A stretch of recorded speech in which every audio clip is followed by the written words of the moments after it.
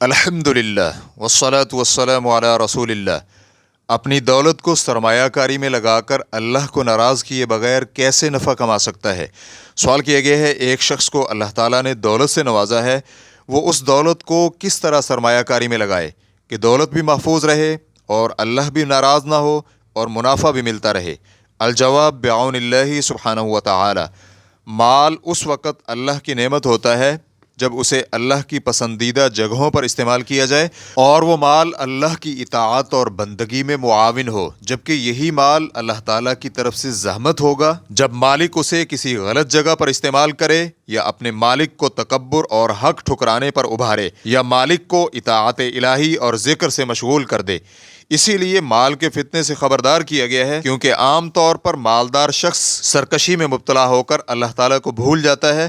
بہت کم لوگ ہوتے ہیں جو مال میں اللہ کا حق ادا کرتے ہیں۔ اللہ تعالیٰ نے واضح فرمایا ہے کہ آزمائش جس طرح نیکی اور نعمت سے ہوئی ہے، اسی طرح بدی اور زحمت سے آزمائش ہوتی ہے۔ فرمان باری تعالیٰ ہے وَنَبْلُوكُمْ بِالشَّرِّ وَالْخَيْرِ فِتْنَةً وَإِلَيْنَا تُرْجَعُونَ، اور ہم تمہیں شر اور خیر دونوں کے ذریعے آزماتے ہیں اور ہماری طرف ہی تم لوٹائے جاؤ گے۔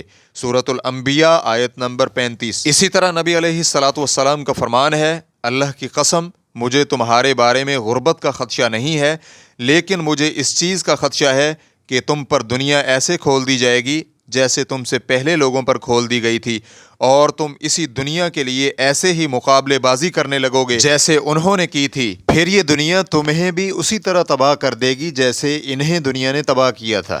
اس حدیث کو امام بخاری حدیث نمبر 4015 اور امام مسلم حدیث نمبر 2961 نے روایت کیا ہے۔ صحیح مسلم حدیث نمبر 2742 میں جناب ابو سعید خدری رضی اللہ عنہ نبی علیہ الصلاۃ والسلام سے بیان کرتے ہیں کہ آپ علیہ الصلاۃ والسلام نے فرمایا، یقیناً دنیا میٹھی اور سرسبز و شاداب ہے، پھر یقیناً اللہ تعالیٰ تمہیں اس میں ذمہ داری دے گا اور دیکھے گا کہ تم کیسے عمل کرتے ہو۔ تم دنیا سے بچو اور عورتوں سے بچو، یقیناً بنی اسرائیل میں پہلا فتنہ عورتوں کا تھا، تاہم اگر اللہ تعالیٰ کسی کو توفیق دے اور وہ حلال ذریعے سے کمائے اور حلال جگہ ہی اسے خرچ کرے، مختلف عبادات اور قرب الہی کا موجب بننے والی جگہوں میں مال خرچ کرے، تو واقعی مال اس کے حق میں نعمت ہے، وہ اس قابل ہے کہ لوگ اس کے بارے میں رشک کریں، جیسے کہ نبی علیہ الصلاۃ والسلام کا فرمان ہے، بہترین اچھا مال وہ ہے جو اچھے مالک کی ملکیت ہو۔ اس حدیث کو امام احمد حدیث نمبر 17096 نے روایت کیا ہے، اور علامہ البانی رحمہ اللہ نے صحیح ادب المفرد حدیث نمبر 299 میں صحیح قرار دیا ہے۔ اسی طرح نبی علیہ الصلاۃ والسلام کا یہ بھی فرمان ہے، حسد صرف دو چیزوں میں جائز ہے، ایک شخص کو اللہ تعالیٰ نے مال دیا اور اللہ تعالیٰ اسے راہ حق میں مال خرچ کرنے کی توفیق دیتا ہے، اور ایک وہ شخص ہے جسے اللہ تعالیٰ نے حکمت عطا فرمائی اور وہ اسی کی روشنی میں فیصلے کرے، نیز یہ حکمت دوسروں کو بھی سکھلائے۔ اس حدیث کو امام بخاری حدیث نمبر 73 اور امام مسلم حدیث نمبر 816 نے روایت کیا ہے۔ دوم، نیکی کے کاموں میں خرچ کرنے کے راستے بہت زیادہ ہیں، مثلا مساجد تعمیر کرنا، صدقہ کرنا، یتیموں کی کفالت کرنا، بیماروں اور محتاج لوگوں کی مدد کرنا، مال کے ذریعے اہل خانہ، اولاد اور رشتہ داروں میں خوشیاں بانٹنا، دولت کو بار بار حج اور عمرے کے لیے استعمال کرنا، حفظ القرآن کے مدارس قائم کرنا، شرعی علم سکھانا، غریبوں کو قرض دینا، تنگ دست لوگوں کو مزید مہلت دینا، عوامی سطح کے رفاہی منصوبوں میں حصہ ڈالنا کہ جس سے ساری قوم کو فائدہ ہو، مثلا بامقصد سیٹلائٹ ٹی وی، مفید اور کامیاب ویب سائٹس، اور اسی طرح کے بے شمار دیگر راستے کہ جن کا شمار اللہ تعالیٰ ہی بہتر کر سکتا ہے۔ یہاں اہم بات یہ ہے کہ خرچ کرنے والے کو یہ معلوم ہونا چاہیے کہ اس کا حقیقی مال وہی ہے جو وہ اللہ کے لیے پیش کر دے، کیونکہ اس کے اچھے نتائج اسے مرنے کے بعد نظر آئیں گے، لیکن جو مال وہ اپنے پاس محفوظ کرے تو وہ اس کا حقیقی مال نہیں ہے، وہ تو اس کے ورثاء کا مال ہے۔ یہی مفہوم صحیح بخاری حدیث نمبر 6442 کی جناب عبداللہ بن مسعود رضی اللہ عنہ کی روایت کا ہے کہ آپ صلی اللہ علیہ وآلہ وسلم نے فرمایا، تم میں سے کون ہے جو اپنے مال کی بجائے اپنے وارثوں کے مال سے محبت کرتا ہے؟ صحابہ نے عرض کیا، اے اللہ کے رسول، ہم میں سے تو کوئی ایسا نہیں ہے، ہم میں سے ہر شخص کو اپنے مال ہی سے زیادہ محبت ہے۔ تو آپ صلی اللہ علیہ وآلہ وسلم نے فرمایا، انسان نے جو مال آخرت کے لیے آگے پیش کر دیا وہ اس کا حقیقی مال ہے، اور جو پیچھے چھوڑ دیا وہ تو وارثوں کا مال ہے۔